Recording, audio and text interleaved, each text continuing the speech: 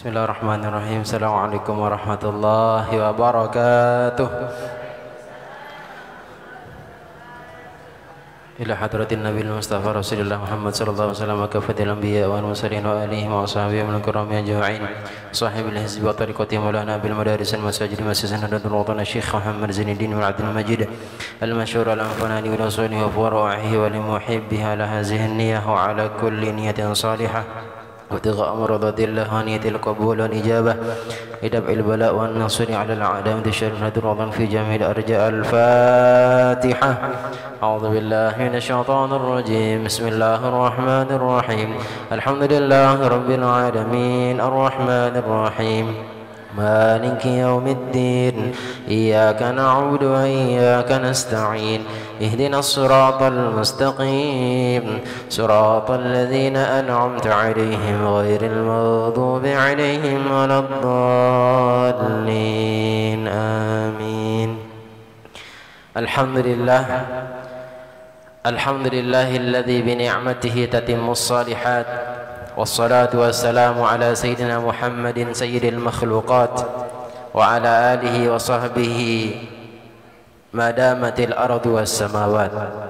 أشهد أن لا إله إلا الله وحده لا شريك له وأشهد أن سيدنا ومولانا محمدا عبده ورسوله لا نبي بعده. اللهم أصلح أمة محمدين صلى الله عليه وسلم وفرج عن أمة محمدين صلى الله عليه وسلم وارحم أمة محمدين صلى الله عليه وسلم وارحم أمة محمدين صلى الله عليه وسلم وانشر واحفظ وأيد نهضة الوطن في العالمين بحق محمد صلى الله عليه وسلم. سبحانك لا علم لنا إلا ما علمتنا إنك أنت العليم الحكيم ولا حول ولا قوة إلا بالله العلي العظيم. أما بعد، قال الله سبحانه وتعالى في كتابه الكريم وهو أصدق القائلين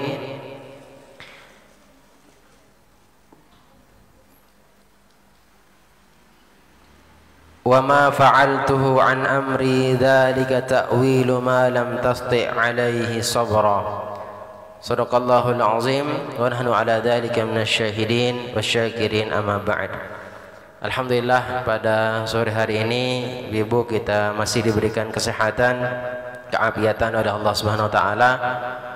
Walaupun ada sebagian jamaah kita, sahabat kita yang tidak bisa berhadir karena kondisi atau dalam keadaan kurang sehat, kita doakan mudah-mudahan semua kita, keluarga kita, sahabat kita yang masih dalam keadaan kurang sehat, Allah Subhanahu wa taala angkat penyakitnya, diberikan kesembuhan seperti sedia kala dan taat kembali semangat untuk melaksanakan ibadah. Amin ya rabbal alamin. Ibu rahimakumullah, alhamdulillah tadi sudah dibaca ya, amalan ataupun bacaan zikir, wirid, doa yang semuanya kita lantunkan, kita panjatkan pada Allah Subhanahu wa taala untuk kemaslahatan, keselamatan dunia dan akhirat ya. Kita tidak bisa pungkiri memang ibu-ibu ya, ada orang-orang yang Allah Subhanahu wa taala berikan maziyah, sebuah keistimewaan, sebuah kemampuan yang di luar biasanya ya. Biasanya kalau nabi kan namanya mukjizat, namanya kalau nabi mukjizat artinya melemahkan sesuatu yang nampak, yang bisa membuat musuh itu lemah, tidak bisa berkutik, itu namanya mukjizat. Kalau kepada orang-orang yang soleh, orang-orang yang menjadi waliullah, itu namanya karomah ya, karomah. Maka hari ini adalah hari tanggal 24 bulan Safar, tepatnya hari Rabu. Nah, ini banyak sekali beredar di media sosial. Kalau zaman kami dulu ibu-ibu belum ada media sosial, ibu-ibu juga ada waktu itu ya. Belum ada media, artinya ilmu untuk mendapatkan semacam ini butuh kajian yang mendalam, butuh ngantri ngaji bersama syekh, sama guru, sama kiai, itu sampai 2-3 hari baru selesai pembahasannya. Tapi dengan kemudahan hari ini, Masya Allah, ibu hanya bisa mengakses di WA grup, buka, oh ini hari Rabu Wekasan, hari Rabu terakhir bulan Safar, atau Rabu Bontong, banyak istilahnya. Amalannya ini dari kitab ini, Masya Allah, luar biasa. Kita tinggal makan saja, bahasanya nasinya sudah tersedia, makanannya sudah tersedia, tinggal kita konsumsi gitu. Kalau dulu kami cari dulu di kitabnya, kemudian kita bandingkan dengan kitab-kitab lain dan seterusnya. Nah, memang ada sedikitnya 2 yang pernah saya baca ibu-ibu terkait amalan yang diamalkan ketika hari Rabu terakhir di bulan Safar. Nah, katanya dalam kitab Kanzun Najah was Surur, itu yang salah satu yang pernah saya baca, mengatakan waqila atau wadzakara ba'dul arifin, dan disebutkan oleh sebagian orang-orang yang arif billah, orang-orang yang sudah makomnya arif billah, dekat dengan Allah, sudah menjadi kekasih Allah, min ahlil kasbi wat tamkin, yaitu mereka yang bisa, yang memiliki keistimewaan atas izin Allah, bisa kasyaf, bisa melihat tabir yang masih tertutup, bisa mengetahui kejadian setahun, 2 tahun, sampai puluhan tahun ke depan beliau tahu kejadiannya. Ya, Allah berikan keistimewaan itu, min ahlil kasbi wat tamkin, bahwa yunazzilu fi akhirin min yaumil arbi'a min syahri Safar, akan turun setiap tahun di hari Rabu di bulan terakhir bulan Safar, yaitu sebanyak 320 baliyat, yaitu 320.000 macam bala. Bala ya bencana, sakit, penyakit, virus juga termasuk di situ. Bisa saja virus yang Allah utus yang namanya kemarin corona dan saudara-saudaranya itu Safar yang Rabu Safar terakhir yang dulu 1443 Hijriah. Sekarang kan 1444. Nah, sekarang yang Rabu ini, Rabu terakhir di bulan Safar ini akan menjalar selama 1400 sampai 445, setahun ke depan menjalar penyakitnya. Makanya tadi diajak baca apa? Salamun qaulan mir rabbir rahim. Tahulah artinya ibu. Salamun, ucapan yang penuh dengan keselamatan. Salamun, di dalam surga, itu gambarannya dalam surga. Salamun qaulan mir rabbir rahim, ucapan yang lemah lembut dari Tuhan yang maha rahmat, maha penyayang, maha pengasih. Itu bagi orang-orang yang di dalam surga. Jadi diberikan keselamatan apa namanya, salam penghormatan yang penuh dengan kasih sayang, supaya artinya bala yang sebanyak 320.000 tadi Allah padam, Allah redamkan, ya, padamkan dengan rahmatnya yang maha rahman, itu kasihnya yang maha kasih. Nah, itu salah satunya. Ada yang mengamalkan dan ada sebagian yang tidak. Perlu ibu-ibu tahu, ada yang mengatakan oh itu haram, itu bid'ah, buat apa baca itu, baca ini. Apalagi ada amalan sholat, sholat lidaf'il bala, sholat untuk menghindari atau untuk menolak bala, supaya terhindar dari bala. Sholatnya 4 rakaat, bisa nanti ba'da maghrib atau ba'da zuhur tadi. Kalau sekarang belum boleh, karena dia termasuk sholat yang mutlak. Sholatnya nanti ba'da maghrib 4 rakaat. Niatnya usolli sunnatan lidaf'il baliyat atau lidaf'il bala 4 rakaatin lillahi ta'ala. Saya sholat untuk menolak bala atau supaya terhindar dari bala 4 rakaat. Ibu-ibu sudah ada di postingannya, bisa dibaca. Rakaat pertama baca inna a'thainakal kautsar sebanyak 17 kali. Kayak apa ngelihatnya Ustaz? Ya, hitung sendirilah 17. Berarti kalau pakai tangan ini 15 nih, 1 2 3, ini 15. Tambah aja 2, udah 17. Rakaat kedua baca apa yang dibaca, Bu? Al-Ikhlas sebanyak 5. 17 tambah 5 21. 22 ya. Terus rakaat ketiga baca Al-Falaq. Baru rakaat keempat baca An-Nas. Sudah selesai sholat. Berarti itu salah satu bentuk kita mengamaliyahkan, kita percaya bahwa ada orang-orang yang Allah berikan kasyaf, bisa melihat kejadian setahun akan datang.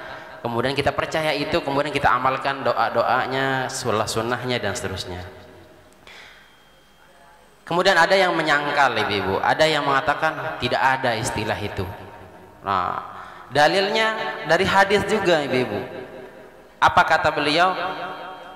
Ana inda zanni abdi bi fazanni bi khaira, kata beliau.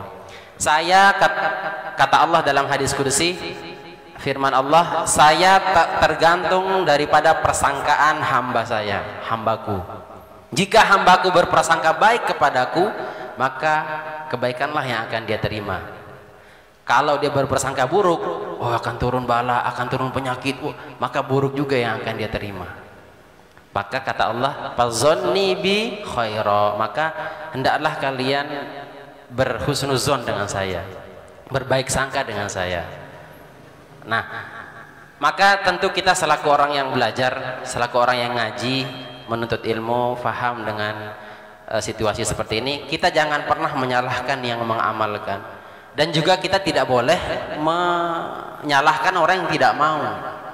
Artinya tidak mengatakan bahwa hari Rabu itu tidak akan turun apa-apa, yang turun adalah rahmat Allah, kasih sayang Allah, kemudian rizkinya melimpah ruah dan seterusnya. Nah, ini kembali lagi bahwa kita jangankan hal seperti itu, ibu-ibu, hal yang dalam sholat pun banyak perbedaan. Ada yang angkat tangan ketika takbir, ada yang tidak, yang penting ucapannya Allahu Akbar, itu sudah biasa. Ada yang kunut, ada yang tidak kunut. Ada yang baca doa setelah wudunya pendek, ada yang panjang, dan itu sudah biasa. Apalagi hal seperti ini. Jadi cara kita mensikapinya apa, ibu-ibu? Ada teman kita yang mengamalkan, ayo kita baca Yasin sampai salamun qaulam mir rabbir rahim, kita ulang 313. Kenapa 313? Ikuti aja, itu dari kitabnya gitu. Kenapa enggak 10 aja, terlalu lama? Nah, itu nanti kembali ke keyakinan kita. Kalau bisa dideteksi nanti bisa dilihat, ibu-ibu. 313 itu kalau tidak salah ya, nanti bisa dikoreksi. Itu jumlah huruf daripada salamun qaulan mir rabbir rahim. Setiap abjadiyah, setiap alif, ba, ta sampai ya, itu punya nilai dalam hitungan falakiyah namanya abjad hawas huti kaliman sya'fas kurashat sakhos dazog. Kalau alif biasanya nilainya 1, ba nilainya 2 dan seterusnya. Nanti akan berubah 10, 20, 100 dan seterusnya. Itu dijumlahkan jadi 313. Ya, dengan amaliyah seperti ini silahkan ya, itu baik. Kalau sendiri rata-rata malas mengamalkan. Kalau banyak seperti ini kan alhamdulillah semangat kita, ibu. Itu hikmahnya berjamaah. Nah, kembali tadi. Kemudian kalau yang tidak mengamalkan biarkan saja, karena mereka berkeyakinan bahwa hari Rabu itu kapanpun berkah. Berdasarkan qaul ulama dalam kitab Ta'limul Muta'allim mengatakan ma min syai'in budi'a yaumal arbi'a illa waqad tamma, kata beliau. Itu pun berdasarkan pengalaman Syekh yang mengatakan demikian. Tiadalah daripada sesuatu apapun perbuatan kalau dimulai pada hari Rabu, maka perbuatan itu akan sempurna, akan baik, akan selesai gitu. Maka banyak orang-orang yang sepaham dengan beliau memulai sesuatu hari Rabu karena keyakinan tadi dari perkataan yang mengatakan, ada yang mengatakan hadis, ada yang mengatakan itu hanya qaul ulama. Ma min syai'in budi'a yaumal arbi'a illa waqad tamma. Tiadalah daripada sesuatu yang dimulai pada hari Rabu, maka sesuatu itu akan sempurna. Mau menikah misalkan, beri hari Rabu, resepsinya hari Rabu, nggak ada yang datang. Biasanya orang libur Ahad kan gitu. Artinya itu tergantung pribadi orang yang punya kasyaf tadi, ya kasyaf tadi. Dan itu menurut amaliyah masing-masing. Jadi silahkan saja. Rabu itu berkah semuanya. Itu menurut beliau. Ada yang menyangkal, ngapain harus nunggu hari Rabu dalam mau berbuat kebaikan? Senin berkah, Selasa berkah, Rabu tambah lagi. Kamis pun demikian. Jadi jangan kita terfokus dengan hari, katanya sebagian orang. Dan itu menambah hazanah kita, ibu. Kita tidak akan cepat menyalahkan orang, cepat menjustis orang, tidak cepat menganggap diri paling baik. Karena kita tahu bahwa ada pendapat yang lain. Gini gambarannya, ibu. Pernah dengar ceritanya atau kisah daripada Sayyidina Musa ketika beliau berjalan bersama Nabi Khidir. Itu kan dari segi syariat dan hakikat dua kacamata yang berbeda. Tapi dari pandangan syariat benar, pandangan hakikat pun benar. Contoh, manakala beliau berjalan sebelum berjalan lah, ketemu dengan Nabi Khidir, bolehkah saya berguru kepada engkau? Kata Nabi Musa. Kata Nabi Khidir, sudah tahu apa yang terjadi itu, sudah tahu Musa ini orangnya nggak sabaran. Engkau tidak akan pernah bisa bersabar bersamaku. Engkau tidak akan pernah bisa, sama sekali tidak akan pernah bisa bersabar bersamaku, menjadi murid lah bahasanya. Apa kata Nabi Musa? Apa yang meyakinkan engkau sehingga belum terjadi sesuatu engkau telah memutuskan? Kan kita belum coba. Insya Allah engkau akan menjumpai saya dalam keadaan sabar. Yang terjadi apa? Berjalan, oke lah kalau gitu, kata Nabi Khidir. Berjalan, naik perahu, perahunya dirusak, dipukul pakai tongkatnya ya kan, sampai hampir jebol, kemudian masuk air. Itu Nabi Musa secara syariat menegur, engkau membuat kita tenggelam di tempat ini, teganya gitu. Ini kapal orang miskin punya gitu. Dari segi syariat Nabi Musa harus tegur. Tetapi dari segi hakikat Nabi Khidir tahu kejadian setelah itu apa. Apa yang terjadi, Ibu? Nabi Khidir tahu bahwa ada di belakang sana perampok yang mau mengambil perahu-perahu yang bagus. Akhirnya beliau merusak perahu itu. Dan itu benar. Akhirnya kata Nabi Khidir, tuh kan nggak sabar. Jalan lagi di pinggir pantai, di pinggir laut, ketemu anak kecil, langsung dipegang kepalanya, dibunuh di tempat. Selaku Nabi Musa yang melihat dengan kacamata syariat harus menegur, ya kenapa engkau bunuh orang yang tidak berdosa? Seseorang yang tidak berdosa kenapa engkau bunuh? Lalu mengatakan, diam saja beliau. Dan itu benar. Apa yang terjadi? Kata beliau, anak ini kalau dibiarkan hidup, ada orang tuanya bisa menjadi Yahudi, bisa menjadi keluar dari agama Islam gara-gara anak ini. Makanya saya bunuh saja anak ini supaya orang tuanya tidak jadi sesat gara-gara dia. Cukup kesesatan itu untuk apa? Khusus pada dia sang anak tadi. Kemudian berjalan lagi, perjalanan terakhir. Sudah capek gitu ya. Melihat ada tembok yang mau roboh, beliau perbaiki. Kemudian kata Nabi Musa, apa gerangan yang membuat engkau memperbaiki tembok yang sudah mau jatuh? Komentar lagi. Terus kenapa enggak minta upah sama yang punya tembok? Nah, itu salah satu bentuk syariat, melihat dari kacamata zohir saja. Tapi Nabi Khidir orang cerdas, sudah Allah berikan ilham, Allah berikan ilmu yang belum Nabi Musa tahu. Ternyata tembok yang beliau perbaiki itu adalah milik dua anak yang soleh, orang tuanya soleh. Kemudian dua anak yatim, ya, ada orang tuanya tapi di kota sana, sehingga ingin supaya kalau tidak ditegakkan dindingnya tadi, ada harta di dalamnya, akan orang ketahui bahwa di situ ada harta kemudian diambil oleh orang. Supaya orang tidak mengambil, maka beliau tegakkan dindingnya supaya jadi rezeki bagi orang anak yang orang tuanya soleh itu.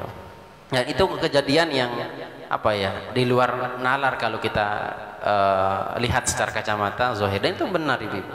Dan Nabi Musa itu banyak partai, banyak pendukungnya, sangat salut dengan Nabi Musa, perbuatan Nabi Musa. Ketika ada kejahatan langsung beliau komentari. Dan pengikutnya Khidir tidak kalah banyak juga. Tapi jangan sampai salah paham ibu-ibu, pulang dari sini langsung ngomel-ngomel sama suami. Kenapa ngomel? Toh juga nanti lihat aja semenit ke depan, wah bahagia sudah. Artinya dia ngeprank suaminya orang tahun kan, apa namanya, ngerjain suami buat penyakit, oh sakit, padahal nggak sakit. Akhirnya nanti selamat ulang tahun, dikasih kejutan gitu. Itu kejadian yang dia tahu memang prediksinya. Bagaimana kalau salah terjadi, tersalah prediksinya? Sudah jahilin suami gitu, bikin masalah, tapi beneran terjadi kan? Wah, itu bisa di luar ekspektasi, di luar daripada kemungkinan. Nah, hal seperti ini memang ada yang Allah berikan sesuatu yang belum mengetahui kejadiannya sudah beliau tahu. Termasuk juga sudah saya ceritakan sama ibu-ibu itu tadi malam ya. Ada seorang kiai yang di pesantrennya itu berkeliaran kambing. Kiainya sudah kasyafnya luar biasa. Akhirnya sama santrinya, para santri silakan ambil kambing itu lalu sembelih, masak, kita pakai untuk masak makan malam. Dimasak, padahal dari segi zahir, dari segi fikih itu harus jelas punya siapa kambing itu, belum jelas kehalalannya. Tapi oleh ulama ini luar biasa, Syekh ini, sehingga paginya datang seseorang yang bertamu kepada beliau. Mohon maaf Syekh, saya tadi malam sudah berniat datang ke pondok bawa kambing, saya mau hadiahkan sama Syekh. Saya sudah terima, anak-anak sudah makan semua. Nah, ini artinya kejadian yang belum tahu apa namanya, beliau sudah tahu duluan gitu. Oh, ini kambing punya orang yang akan bersedekah sama saya. Kemudian tidak ada ragu sedikit pun untuk menyuruh santrinya untuk menyembelih. Nah, itu ujian bagi santri ibu-ibu. Kalau banyak bicara, ini guru kita ngajarkan sesat ini. Kambing nggak jelas kita disuruh sembelih, disuruh makan lagi. Ya saya nggak mau makan. Ada bagian seperti itu, pecah lagi nanti santrinya. Oh, tidak usah, ayo aja kita makan. Karena itu urusan Syekh nanti. Kalau dia haram, urusan tanggung jawab Syekh gitu. Makan aja. Banyak seperti itu. Dan cara menguji Syekh itu banyak ibu-ibu. Orang-orang soleh dulu itu kalau mau memilih murid biasanya diuji dulu. Misalkan gini ujiannya. Nah, coba dikasih sekian santri, dikasih pisau sama ayam. Sembelihlah ayam ini di mana menurut kalian yang tidak ada seorang pun di situ. Akhirnya sekitar 10 santri pergi ke tempat yang sepi, kemudian menyembelih kambingnya, apa namanya, ayamnya. Menyembelih, sebagian menyembelih. Ada satu orang yang tidak menyembelih. Tidak menyembelih apa namanya? Ayamnya. Kembalilah kepada Syekh. Semuanya dengan membawa ayam yang sudah tersembelih. Hanya satu yang tidak. Kenapa ini sudah disembelih? Di mana engkau sembelih? Saya sembelih di belakang kebun, wahai Syekh. Oke, terus ini kok tinggal satu. Kenapa ini enggak disembelih? Kata beliau, jawabannya apa? Santri itu menjawab, saya tidak pernah kemana-mana melainkan saya merasa setiap ada satu orang maka keduanya adalah, artinya wama min salasin illa min, tiadalah daripada dua orang kecuali Allah ketiganya, tidaklah daripada satu orang kecuali Allah bersamanya. Jadi saya merasa bahwa tidak ada tempat yang kosong, katanya. Selalu merasa pengawasan dari Allah Subhanahu wa taala. Saya merasa selalu bersama Allah Subhanahu wa taala. Artinya dia tidak ada merasa kesepian. Jadi saya tidak sembelih ini karena saya tidak menemukan tempat sepi yang tidak ada dalam hatinya, tidak ada Allah lah, seperti itu. Dan itu lulus, satu orang yang lulus ibu-ibu dari sekian itu. Nah nanti coba ibu-ibu Bu sembelih ini beneran disembelih dan dimasak ini. Nah ini salah satu bentuk apa ya, ilmu yang memang ada. Jadi kalau ulama kita memiliki prediksi seperti itu, bahasanya prediksi lah kalau bahasa kita ya, kasyaf seperti itu, maka bisa dibenarkan. Kalaupun yang percaya tidak benar, silahkan. Artinya dengan amaliyah sendiri gitu ya. Kita jangan sampai menghakimi diri paling benar. Oh saya yang paling soleh karena sudah baca Yasin kan 313 gitu. Artinya tidak sampai seperti itu. Nah, izin 5 menit kita masuk ke pembahasan sedikit, masuk pada kitabnya ya. Halaman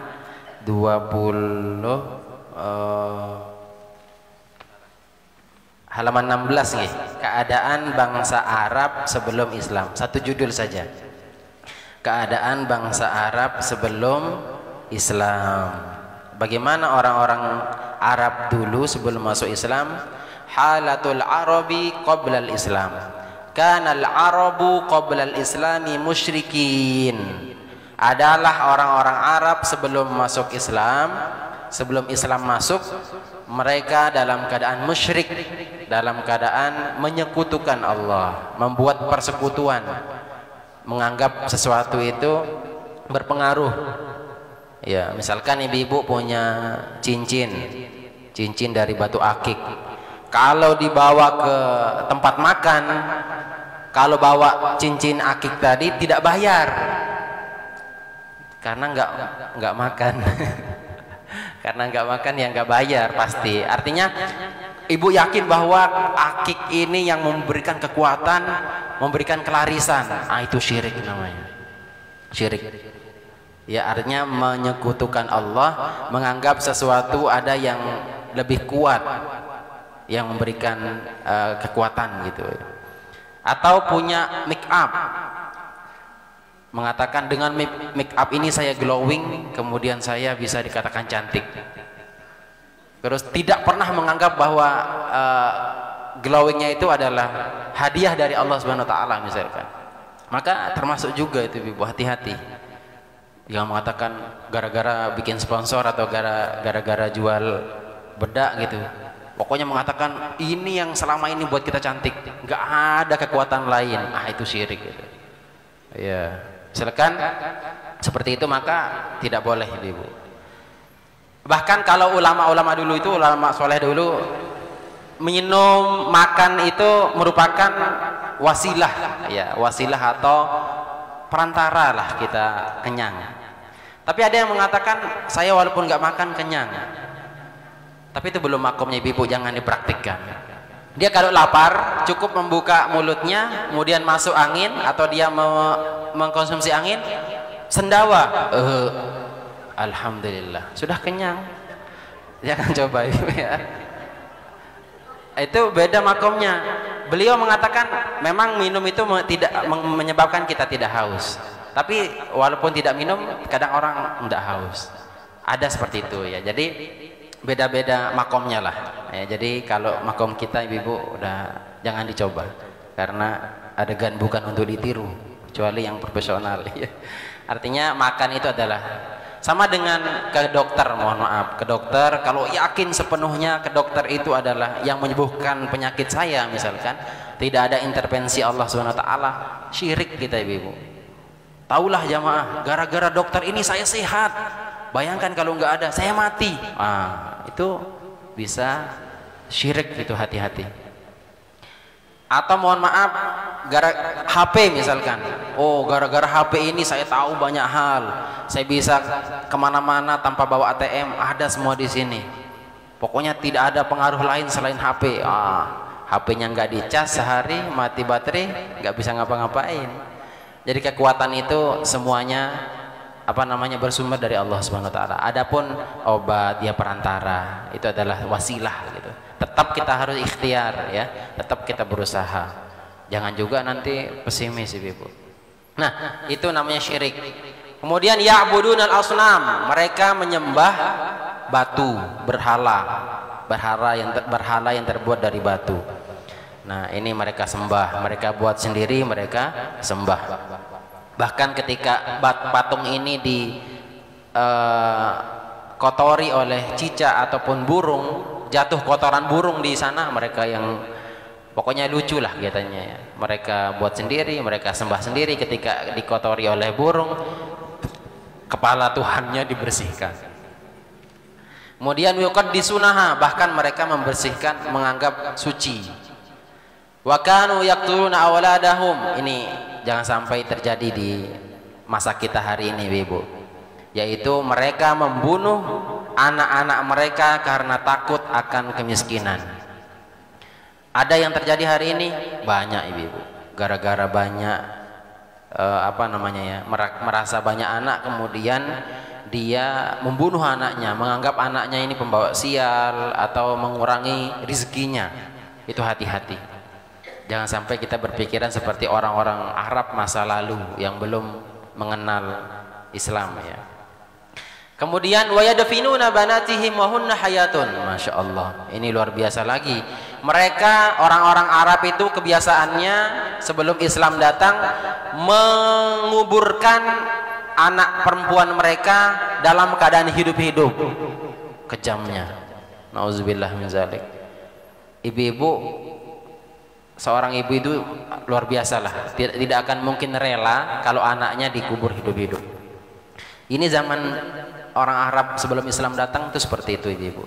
Sekarang memang anak kita tidak secara langsung kita kuburkan hidup-hidup ibu-ibu, tapi terkadang dari secara tidak langsung, dari ucapan kita, dari tingkah laku kita bisa mengubur mental anak kita. Ini yang kita jaga. Memang secara fisik kita tidak kubur anak kita di kuburan atau di tanah, tapi secara mental, secara psikis, kejiwaan itu bisa terkubur. Contoh yang biasa mungkin dilakukan oleh orang yang salah, kalau di sini nggak ada, di sana orang baratnya barat, timurnya timur. Dia itu mengatakan, "Nggak usah kamu belajar itu, kamu tidak akan pernah bisa ilmu itu."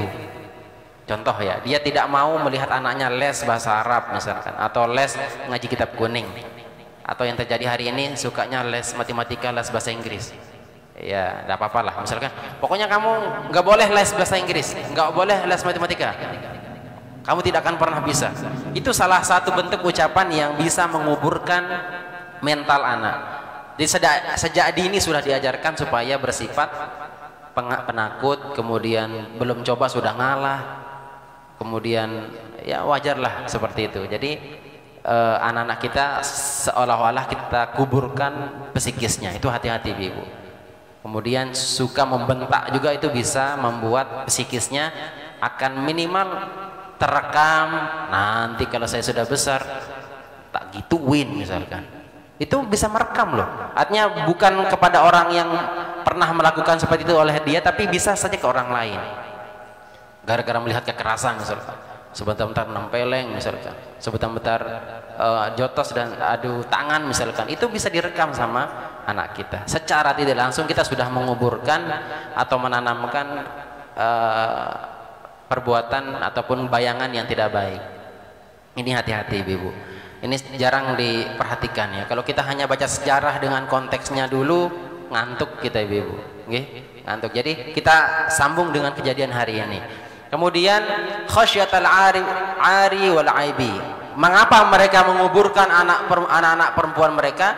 Takut aib, takut kemiskinan, dan karena punya anak perempuan zaman dulu katanya adalah aib, sebuah kejelekan. Tidak bisa diajak perang, tidak bisa diajak berburu, tidak bisa menghasilkan dan seterusnya. Itu zaman dulu. Jangan pernah samakan dengan zaman sekarang ibu-ibu. Anak-anak kita walaupun perempuan silahkan, mau berkarya, mau berprestasi, ataupun mau cita-citanya setinggi langit silahkan, izinkan, silahkan saja. Dunia mereka beda dengan dunia yang ibu-ibu hadapi hari ini, beda sekali. Kita tidak tahu kejadian 10-20 tahun ke depan Walaupun perempuan bisa saja sebagai pemimpin, sebagai apapun yang mereka inginkan. Nah, biarkan berkembang anak-anak kita ibu-ibu. Kemudian yang terakhir, wa kanu mutanafirina mutasyajirin. Mereka orang-orang Arab sebelum Islam datang itu adalah suka berkelahi, suka pertengkaran, suka adu mulut, mohon maaf. Yuharibu ba'duhum ba'dha li'auhal asbab. Mereka saling caci maki, saling perang memerangi, saling pukul memukuli, kemudian gara-gara hal yang sangat sepele, hal yang sangat sepele itu yang menyebabkan mereka kelahi, gara-gara apalah gitu ya. Jadi ini salah satu bentuk sikap orang-orang Arab zaman dulu yang tidak boleh kita ikuti, yang tidak boleh kita turuti. Nah, itu sedikit dari kami terkait lanjutan majelis taklim kita yang sebelumnya, yaitu keadaan Arab sebelum Islam. Insyaallah nanti kita lanjut ke ad-da'watu sirron, yaitu dakwahnya Nabi secara sembunyi. Ada pertanyaan, Bu, sebelum kita tutup? Monggo. Malam ini mau diamalkan boleh. Tadi zuhur tuh harus bisa ya. Ada yang mengatakan tadi malam harusnya malam Rabu. Ada juga. Kalau nggak sempat malam ini nggak apa-apa. Artinya sholat itu kan mutlak. Sholat mutlak artinya sholat kapanpun dilakukan. Artinya tidak ada waktunya. Maka dalam fikih sholat mutlak itu tidak boleh dilakukan dalam 4 waktu. Setelah sholat subuh, menjelang istiwa, setelah sholat asar, dan menjelang maghrib. Itu 4. Tidak boleh sholat di situ. Kalau sholatnya mutlak, tidak ada waktunya. Kalau sholat tahiyatul masjid, kapanpun boleh. Mau selesai asar, mau selesai sholat subuh, mau menjelang maghrib, mau waktu istiwa. Istiwa itu waktu matahari pas di atas kepala kita, baru condong ke barat sedikit, baru masuk waktu zuhur. Itu haram di situ waktu sholat. Sholat apa? Sholat sunnah yang tidak ada sebab atau sholat mutlak. Tapi kalau ada sebabnya duluan, gara-gara melakukan wudu baru kita sholat sunnah, maka kapanpun kita sholat sunnah wudu boleh. Mau selesai asar, mau selesai subuh, silahkan. Karena kita sudah melakukan sebabnya, kita wudu baru kita sholat. Atau sebab masuk masjid kayak tadi, saya sholat sunnah tahiyatul masjid. Karena saya masuk masjid, saya sholat sunnah. Karena ada sebabnya. Sebab saya masuk baru sholat. Kalau ini kan sebabnya nggak ada duluan. Dikategorikan dengan sebab secara umum namanya sunnah mutlaqah. Sholat sunnah yang tidak ada waktunya. Ya, kapanpun artinya kalau sholat mutlak ada ketentuan waktu tidak bolehnya, tidak boleh. Nah, atau ibu gara-gara mati disolatkan, maka kapanpun orang sholat jenazah boleh, mau tengah malam, mau selesai subuh, sholat asar boleh, karena sebabnya apa? Mati dulu baru sholat, sebabnya mati baru disolatkan. Jadi kapanpun sholat sunnah mayit, sholat sunnah jenazah boleh, karena sebabnya duluan. Nah, kalau nggak ada sebab, contoh kalau sebabnya belakangan, ibu-ibu sholat musafir dulu atau sholat dulu? Sholat dulu baru musafir kan? Kita sholat baru musafir, itu namanya sebabnya belakangan.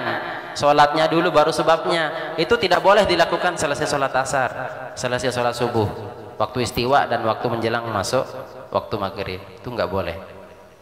Kenapa? Karena dia sebabnya belakangan. Sholat istikharah itu sholat minta petunjuk. Iya, kita sholat dulu baru minta petunjuk atau minta petunjuk baru sholat? Sholat dulu. Jadi duluan sholatnya baru sebabnya. Maka sholat istikharah khusus pada tidak boleh dilakukan di waktu tadi, selesai asar, selesai subuh. Kok diatur gitu ya Ustaz? Padahal kita mau sholat. Wah, kerajinan ibu. Sholat 5 waktu aja, Masya Allah. Tapi luar biasa lah. Nah, jadi itu ibu intinya. Jadi kalau mau dilakukan silahkan, yang enggak juga enggak apa-apa ya, namanya sholat sunnah idaf'il bala, yaitu supaya terhindar daripada bala, penyakit, musibah, ya, hal-hal yang kita tidak inginkan setahun yang akan datang terjadi. Karena nggak ada pertanyaan, kita akhiri. Mudah-mudahan sekali lagi kita berdoa semoga Allah Subhanahu wa taala memberikan kita perlindungan, kemudian selalu dalam keadaan sehat walafiat, panjang umur untuk taat beribadah kepada Allah Subhanahu wa taala, murah rezeki yang halal barokah, dan mudah-mudahan bisa melaksanakan ibadah haji dan umrah pada tahun akan datang. Dan ala hazihi niyah wa ala kuntin salihah bi sirri suratil Fatihah. أعوذ بالله من الشيطان الرجيم بسم الله الرحمن الرحيم الحمد لله رب العالمين الرحمن الرحيم مالك يوم الدين إياك نعبد وإياك نستعين اهدنا الصراط المستقيم صراط الذين أنعمت عليهم غير المغضوب عليهم ولا الضالين آمين آمين يا الله يا رب العالمين بسم الله الرحمن الرحيم الحمد لله رب العالمين والصلاة والسلام على أشرف المرسلين سيدنا محمد وعلى آله وصحبه أجمعين اللهم انفعنا بما علمتنا وعلمنا ما ينفعنا وزدنا علما وفهما يا أرحم الراحمين وصلى الله تعالى سيدنا محمد وعلى آله وصحبه وسلم اللهم يا شديد القوي ويا شديد المحال يا عزيز زلت بعزتك جميع خلقك اكفنا من جميع خلقك يا محسن يا محمل يا متفضل يا منعم يا مكرم يا من لا إله إلا أنت برحمتك يا أرحم الراحمين اللهم بسر الحسن وأخيه وجده وأبيه اكفنا شر هذا اليوم وما ينزل به وما ينزل فيه يا كافي فسيكفيكهم الله وهو السميع العليم وحسبنا الله ونعم الوكيل وحسبنا الله ونعم الوكيل وحسبنا الله ونعم الوكيل ولا حول ولا قوة إلا بالله العلي العظيم وصلى الله تعالى على سيدنا محمد وعلى آله وصحبه وسلم والحمد لله رب العالمين. Demikian, mohon maaf atas segala kurangan. Wallahul muwaffiq wal hadi ila sabilir rasyad. Assalamualaikum warahmatullahi wabarakatuh. Terima kasih Ustaz, mudah-mudahan